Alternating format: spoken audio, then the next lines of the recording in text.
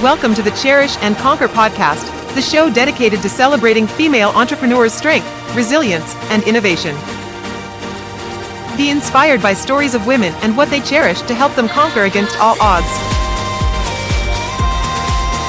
Every other week, you will learn from remarkable women on how they navigate challenges, uphold their values, and create sustainable success. And now, here's your host, Jim Rimbach. Hello and welcome to the Cherish and Conquer podcast.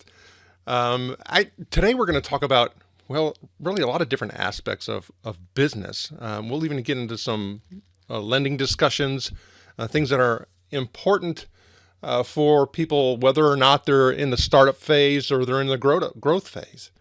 Because I have Amanda Barron-Frank on the show with me today. Amanda, welcome. Hi, Jim. Thank you for having me. Oh, it's great. It's great to have you here. Now, before we get into the discussions and even talking about being a wife with a husband and being in business together, which in itself has some interesting challenges and discussions because you can never separate, right? That's right. Absolutely. If you could, though, just share with the listeners and watchers how you're actually making a difference with the lives of the people that you work with today. Yeah. So, as lawyers, that is obviously our job.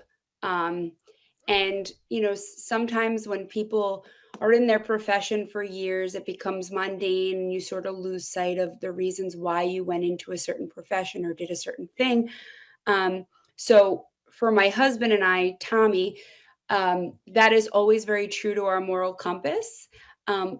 We really do look at how we can help more than, obviously you need money to live, right? You're in business for money, but that to us is always number one in how we can help, even if it is talking ourselves out of business.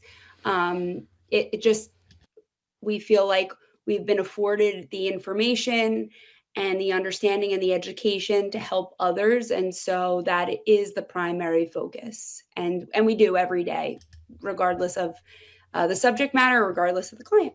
Okay, so most often people get a reputation with certain types of business that they're doing. So when you speak of that integrity, to me, that's what you, Sure. I was hearing and what you were saying, Yeah. is you start getting a certain following of client, a certain type of work that you do on a consistent basis because people talk to one another.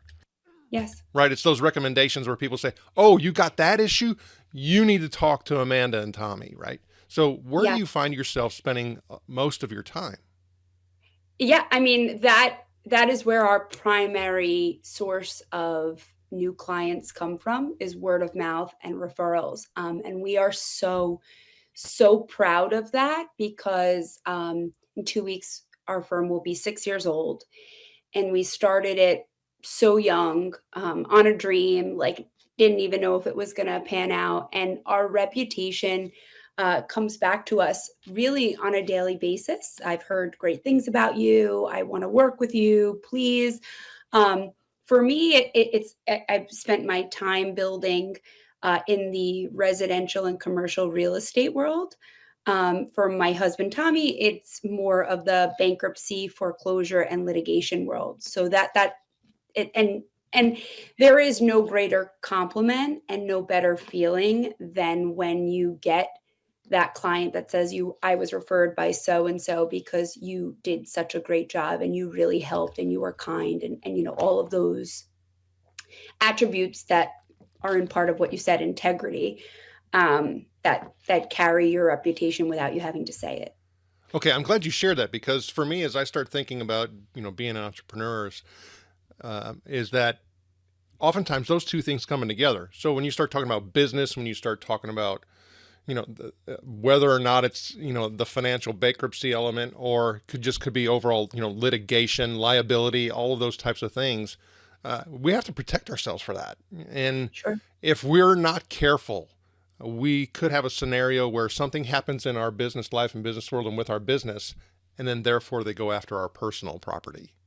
That's correct. So if you could share a little bit about how do I properly protect myself, going into business, and what should I consider in regards to, that startup, as well as what I often find too, is that people may take the proper steps. They have, the the insurance to cover them for liability, but then they have this growth thing that starts happening, and they get to a certain point, but yet they didn't change their coverage.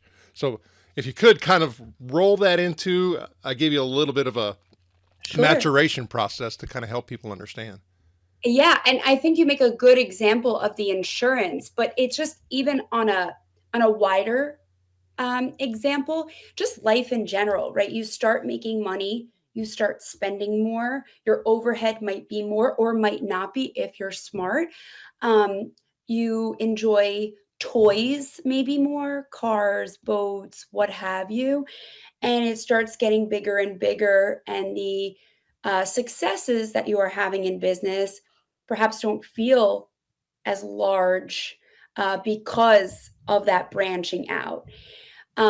So with your question, my suggestion would really to always, always, always keep your pulse on everything, right? So don't overextend yourself.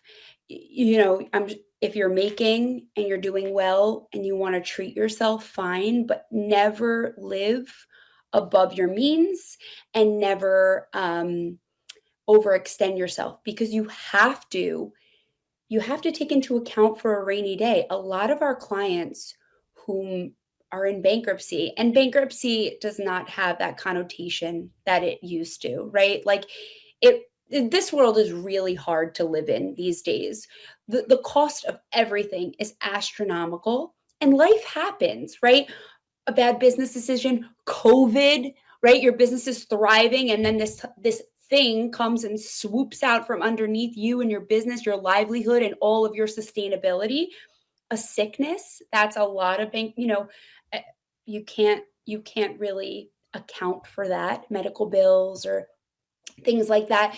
So these are obviously things you can't necessarily plan for, but can, right? By not overextending yourself and leaving something at least there just to cushion you to get to a certain point where you can maybe coast. But that would be my biggest advice, right? It's just not to just make $5 and spend six or five.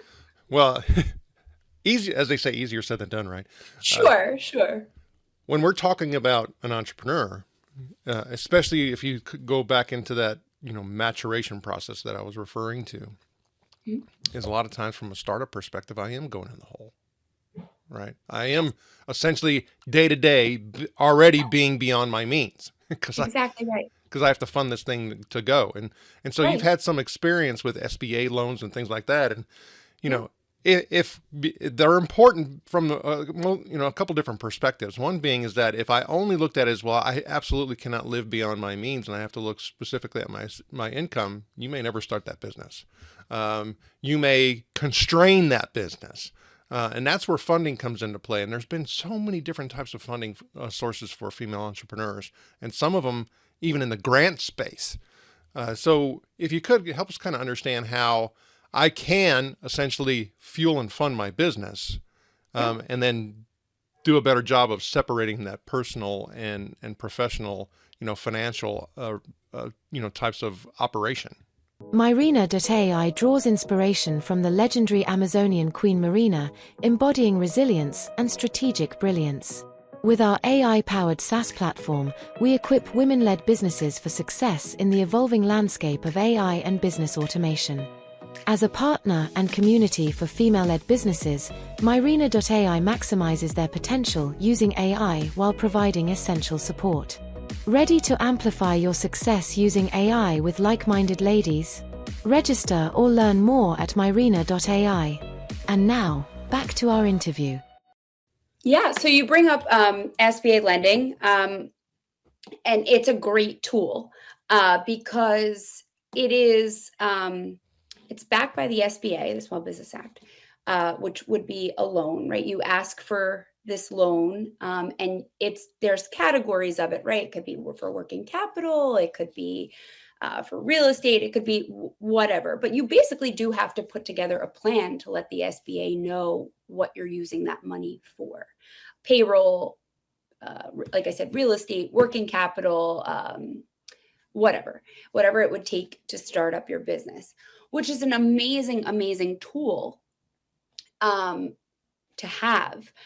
But if you're talking, and I think your question goes towards like the budgeting of it more so than anything, then it would really be to, when you put together that plan of to the SBA of what you're spending the money on, be true to that, right? Or even go below that. Because we all know the story of you're planning on spending X and you wind up spending Y, and then you are in fact in that hole. But if you are afforded that loan, right, that could help you ride the wave of starting a business. And nothing is guaranteed, right? It could fail or it could succeed. But by doing things smaller in the front end, it'll ultimately help you. I'll give you the best example is we have a client who started a business, and rather than having an inventory of 100 items, which is what they intended, they had 500 items, right? And each item costs a lot of money to inventory. This is an example of getting ahead of yourself, which is very easy to do. I'm not here to judge at all. But it's just really keeping a pulse and understanding that the smaller you go, the bigger you can scale. But starting big and getting ahead of yourself could really hurt you on the end. Well, yeah, and that gets into a whole different discussion and discipline in regards to how do I properly assess the market opportunities and right. And that's and I don't mean to sound like a Debbie Downer. Unfortunately, that's like a byproduct of being a lawyer, right? Like you're here to say a great business venture, awesome situation, but keep in mind X, Y, and Z could happen, and I've seen it happen 9,000 times, and this is what you're hiring me for. So that, that's really why it's really great to have good people behind you, lawyers, accountants, advisors, whatever you have, because these people are there. You're looking at this from, oh my God, I get to be my own boss. I get to do things my own way. I get to have my own hours. I get to do all these things. You're losing sight of, okay, well, what about if you can't make your rent? And what about if you can't, make your payroll? And what if, your kids call out school sick? Who's going to take care of the business? All of these things that you have advisors to chime in and be like, okay, I need to have a game plan for that. And then you're more successful going through. Okay, so now you open up the door to help us kind of understand the dynamics of being a wife in a business, right? You mentioned all of these different disciplines that I have to have a pulse on. I have to be able to either, protect or ensure or, be provided for. I mean, all of these types of different things. So how do you and Tommy actually look at all the things that you have to do from your legal practice perspective and your home? It's, a lot of people tried talking us out of going into business together. And quite frankly, we could not imagine being in business with anybody else. We trust each other. We love each other. Are things hard sometimes? Sure. I have a 4 and a 2-year-old who and run a business. Like, who's going to say our life is like easy right now, but we're very, very blessed. And we don't do things from the heart. We do things with our head. We really carefully plan things out, and we really do things together. So nobody makes a decision without the other being on board and both of us mustering through. And we tag team, so like I do pickups, from school, and I'm really like more hands-on there. My husband is too. Every night he's there for bath time and story time and all of those things. But my job with real estate is a little bit more fluid. I'm not beholden to a judge's schedule, whereas Tommy is beholden to a judge's schedule, right? And so it is that balance that we have with each other that gets us through I like to call my days Jenga pieces. Like I just constantly put, one piece into the other. But that's what gets us through. And as long as the other, it sounds so cliche, but as long as the other respects one another and doesn't lose sight of what the other person is doing for the marriage and the business and the children, all of that, then you really could get through anything. It's that like resentment that builds up where one feels like they're doing more than the other. Then I think that dynamic could really hurt. Okay, so I have to ask, when you start talking about, dual responsibilities and also putting in the perspective of lawyers, how lawyers operate, and how do you prevent yourself from being able to turn over, control to your partner Yeah. without the obsessive fear of losing control and then feeling you have to helicopter or constantly monitor? Yeah, it's an interesting question, a good one. And our dynamic is certainly that. My husband is more like, I'll get to it, laissez-faire, and I'm like very type A, like I want it done now, So I think we understand and know each other's strengths and weaknesses. And rather than play a blame game or like, lean into it as like a wrongdoing, we just handle it. So like I hate dealing with our accountant. He gives me hives. I just don't like dealing in that scenario. So my husband does all of that, right? Um, our marketing team, I'll handle all that, right? So it's just a balance of what our strengths and our weaknesses are, that really ultimately gets the job done all around. Okay, but I have to say, and stop and think about this because I know I've been there many times after being married over 30 years to a CPA. Is Congratulations. Thank you. The day is long. A lot of things. You're mentally fatigued, and so then he is too, and then the lawyer gets whipped out, right? So it's like, how do you guys handle that to make sure that it doesn't get into the point of resentment and Yeah. irritation? And because I know for me, um, talking about those different personalities is my wife will just spit it out and she's over with it. Me, I'll spit it out and I linger with it. Right. So Right. it's like, she's like, what are you talking about? I thought we were over that. And I'm like, I wasn't. Yeah. I'm more like you. Um, no, listen, I think anybody who's been married or is married, knows that you go through cycles, right? Like that roommate phase, that, lovey phase, that I can't stand you phase. You go through them all. And I think it's just important to recognize that it is a byproduct of a phase, right? Like what you're going through in life. And we both recognize that when we both feel like we're, just like playing defense and just handling the kids and handling the work and whatever, like we'll make sure we pick a new show and every night, let's say like 8 o'clock, we'll both watch that show together and, have that. So I think it's just important. We try to make sure that we go out without the kids for dinner at least once a week. Just very, very small things, but, just allow you to claim your marriage and your partnership before anything else. No, that's good, helpful advice and a good reminder. And even if I was a solo person with a solo home and kids, so a single parent, I mean, some of those things still have to take place, whether it's, Sure. me taking my own time and going to the movie, by myself or with a friend, I mean, Even more so. yeah, It's so commendable to do it on yeah. your own. Okay. So what inspired you to start your own business and how does it align with the concept of cherish and conquer? So, we started our business really, Tommy started first.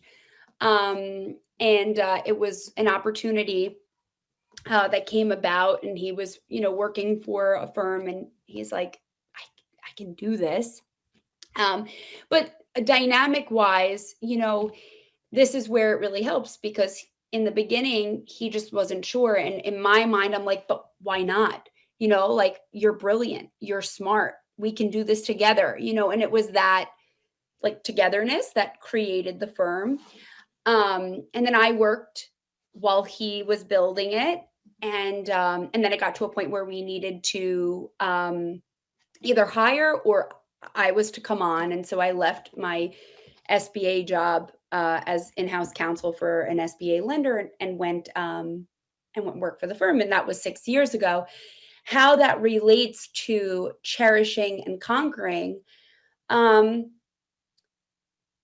think, since the basis of this show is breaking barriers and entrepreneurship and things, I think it's best said that sometimes when you're working for someone else or you're in this like mundane job where you can't really expand your creativity because you have a job description and you're there to do that, it sort of makes you not be able to cherish what you set out to do. And I think that being a business owner affords you that opportunity to cherish what you're doing. Sure, the everyday minutia of it is obnoxious and gets repetitive. But if I don't like doing what I'm doing today, then I have the ability to do a different type of law or do something else and branch out to cherish what I set out to law school to do. So I think that would be my definition, right? Cherishing what you have by the consistent love for what you do, right? Like, don't get bored with it. Don't just sit with it, but keep building upon it.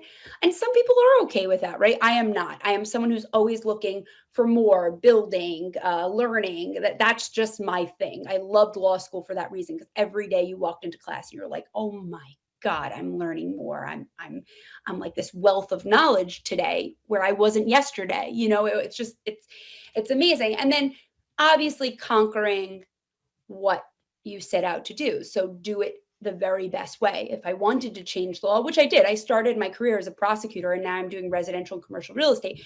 So it's just being the best you can be, but always have that moral compass of integrity. To me, that will guide you through everything, because your reputation will always precede yourself, whether you're the best at what you do or just okay at what you do. That's what my definition would be. At the core of Myrina.ai is customization and the innovative AI you process, which uses AI to infuse your personality, style, and vision into cloning you and growing your business. Are you ready to amplify your success using AI with a community of fellow female entrepreneurs? Go to Myrina.ai today. And now, back to the interview.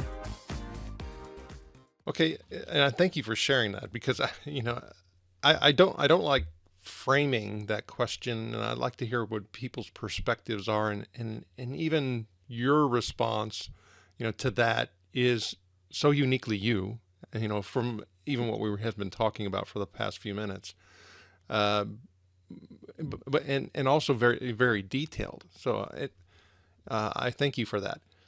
Sure, Now, thank you. one of the things that to me, I think I struggle with, and my assumption is a lot of other people do, is, you do make that leap and you think there is something that you do cherish.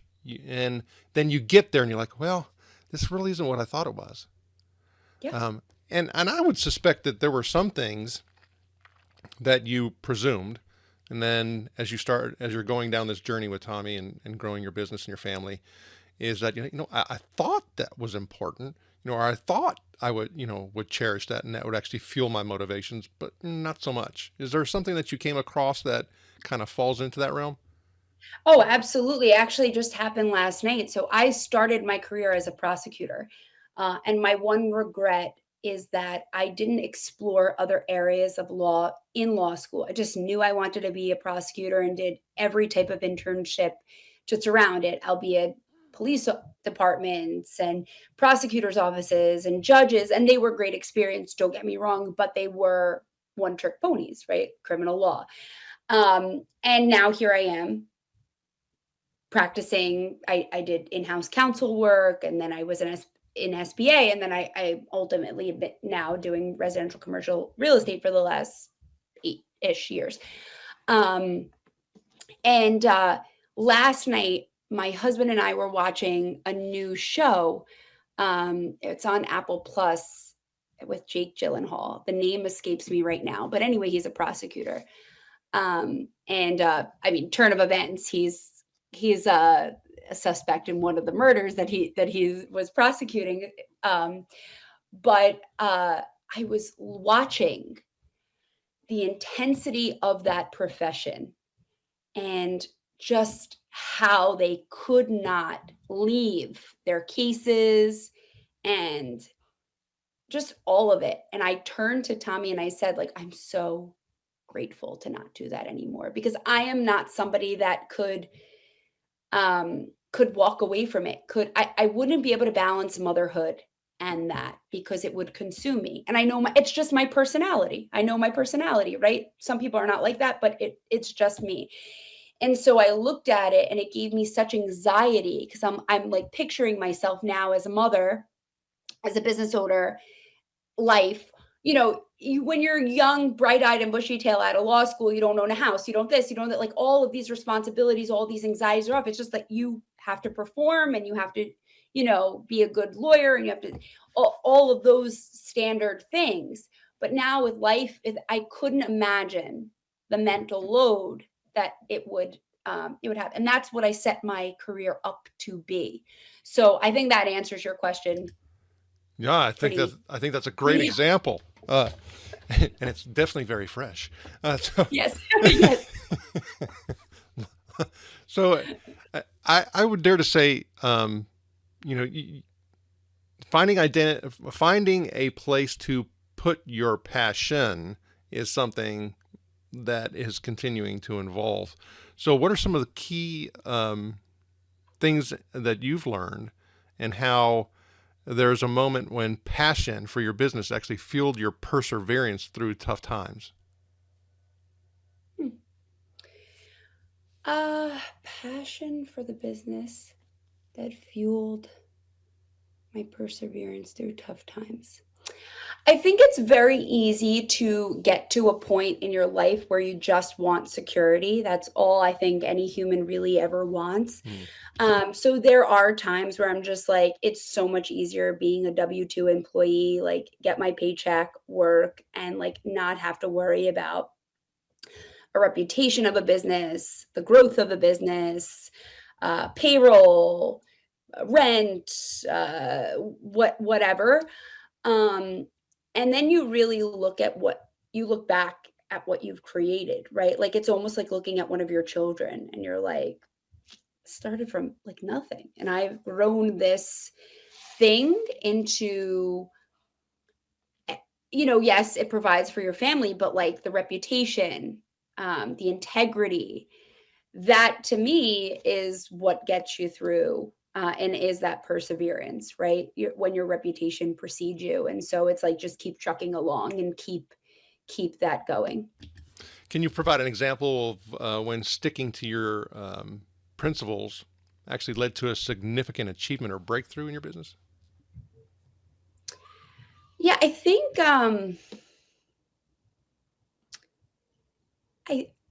I think that the best example I can give is in the real estate world specifically, there are traditions that people do. They're not law, but I would say traditions of the trade. And I'm very much a rule follower and very much by the book in things that I do. And so some realtors don't like that, right? They like somebody who is flexible or easygoing, in the sense where they're willing to muddy the waters wherever it could be. And I am not. I have a reputation where I have my compass and that's it.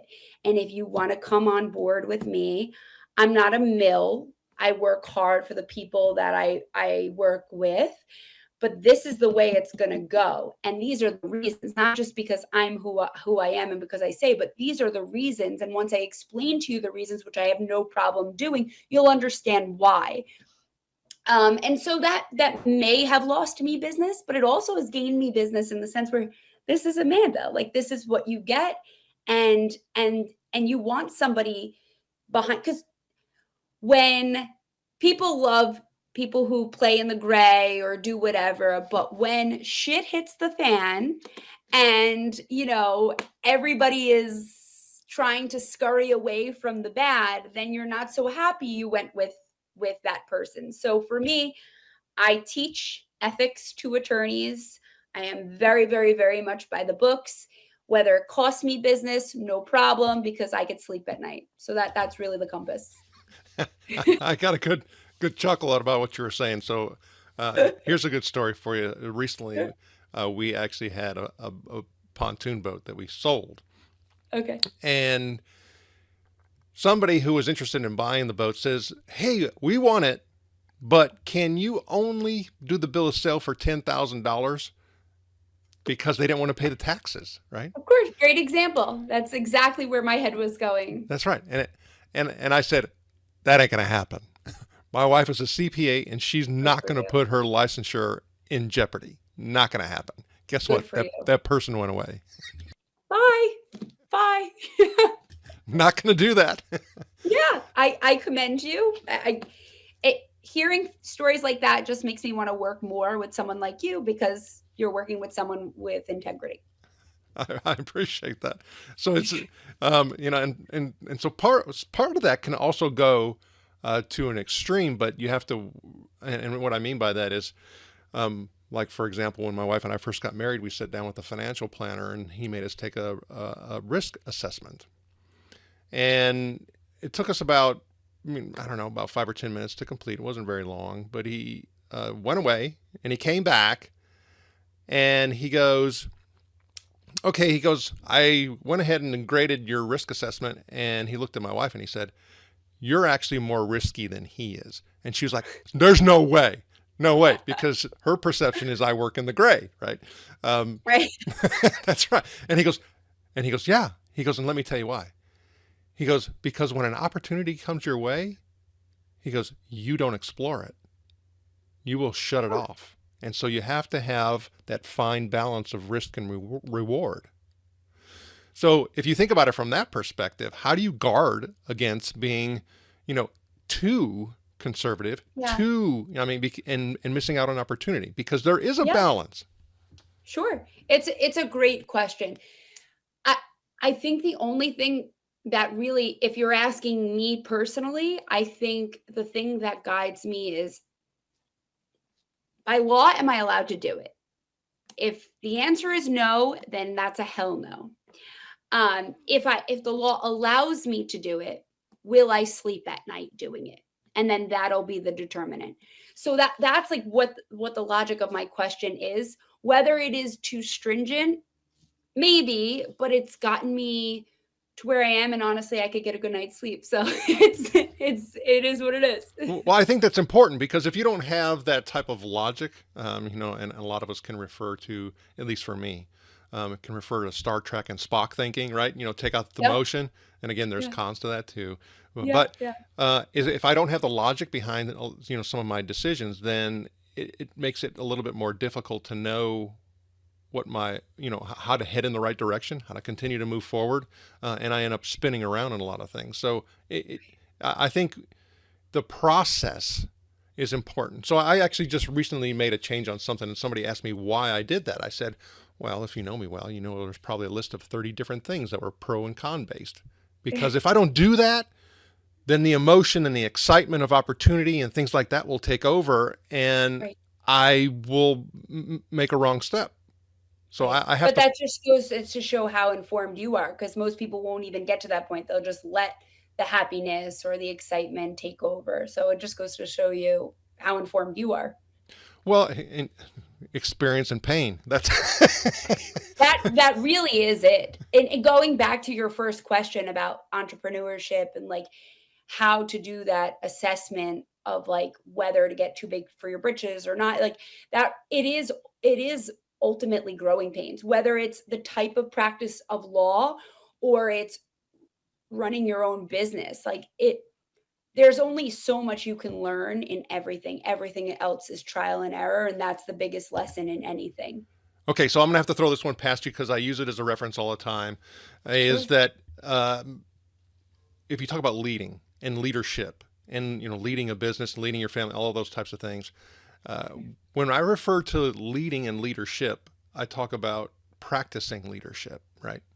And the example I give is that I said, do you think physicians are their own physician? No, they're not.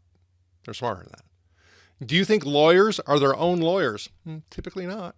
They have their own counsel. And what do? They are practicing medicine. They're practicing law. So you need to Spot on. continue to practice leadership.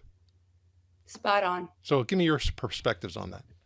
It's 100. When we bought our house, we had an attorney represent us because the attorney who is their own attorney is an idiot. So 100%, I practice what you just preached, and agree with you 100%. And I know a lot. My OB, when I had my kids, I was like, were you your wife's OB? And he's like, no. He was like, I was outside pacing. Are you kidding me? As if I never did it before. So I think the lesson here in that question is that people need to understand that they are not the master of anything, and that they are here to just keep learning and learn from other people's experiences and other people's failures and successes. I read a lot of biographies for that reason, because I like knowing how people succeeded, how they failed, what lessons they have after or before they've done that. That is me. And I believe I've learned from family members and people in my life who didn't necessarily believe that anything they've ever done was wrong. And maybe they've gotten successful, regardless.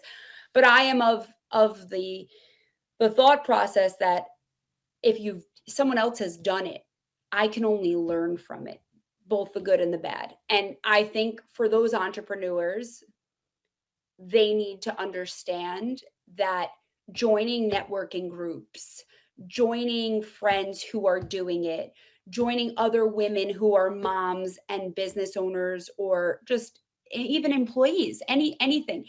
You need some type of camaraderie to know how someone else is doing it, or else you're just sitting with yourself thinking you're doing it right. And you could either be expanding your horizons, doing it better, or doing it just the same. Maybe you just get a pat on the back and you're like, you're doing it great. So that really, like, people need to just not be vain and think that they're doing it right, and reach out and understand how others are doing it. That would be my biggest advice. Or, to add on to that is to not operate with innocent unknowing. Right. And that's all it is. And Right. in a dictionary, that's called, ignorance. But unfortunately, we vilify it. Right. But we don't know everything. And so that was very, very helpful. So, and that kind of opens up the door for me to ask the question is, can you share a story that, when you've had to pivot or adapt your business strategy, because of, some of the things that you've learned in that particular process of, innovation and creative thinking? Yeah, I think it's really my transition from criminal to real estate. I started doing criminal at our firm, and I just realized that it was not for me. And it was actually very fortuitous that it happened that way, because then I got pregnant with our daughter, and then COVID hit, and I didn't want to have to go to court, with a brand new baby, and, being pregnant, and in this crazy world at that time. So, that was the pivot for me. I think the most monumental one. And it was scary. I remember my first couple of closings that I was like,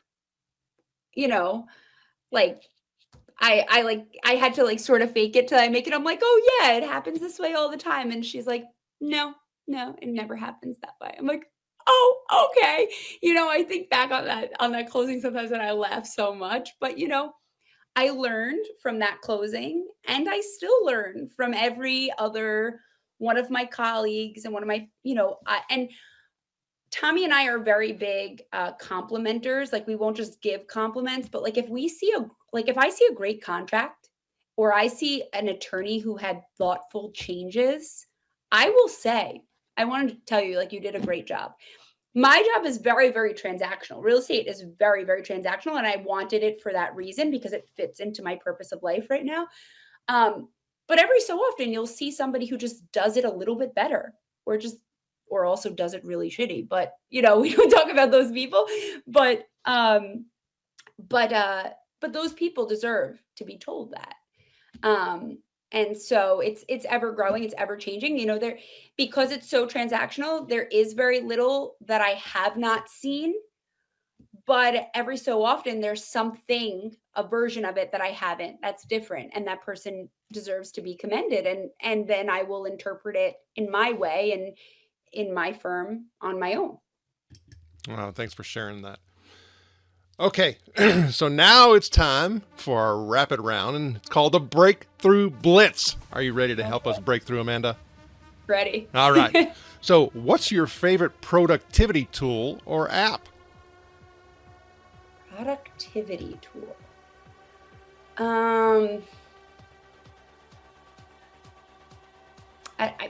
I listen to Audible. That makes me productive in the sense where it opens up my mind to give me more business ideas and strategies. Does that count? Yes, it sure does.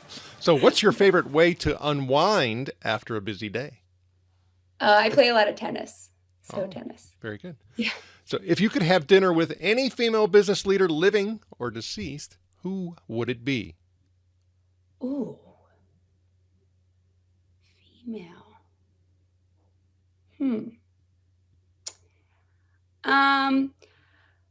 Since I was a kid, I've always had a fascination with Jackie Kennedy. So I read a lot on her, and I did like that she was a trailblazer for, whether it was just like the art in the White House or like her style. Nonetheless, it was still trailblazing. So I'd say Jackie. Very good.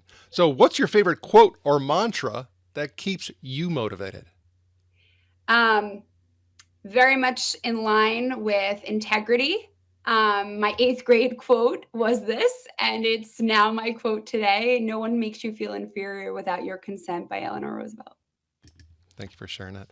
So what is one piece of advice that you would give to aspiring female entrepreneurs?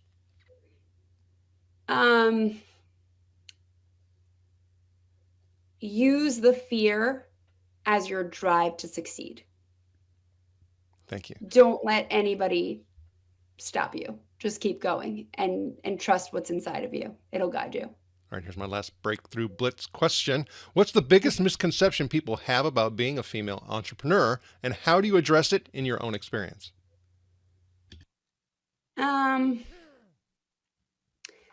Probably that they're balancing too much and that their finger's not on the pulse, because usually they are the default parent.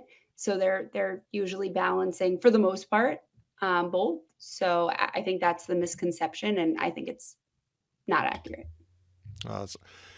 I'll tell you what, this has been a great discussion. So Amanda Barron-Frank, how do listeners and watchers get in touch with you? Sure. So the firm is the Frank Law Firm PC.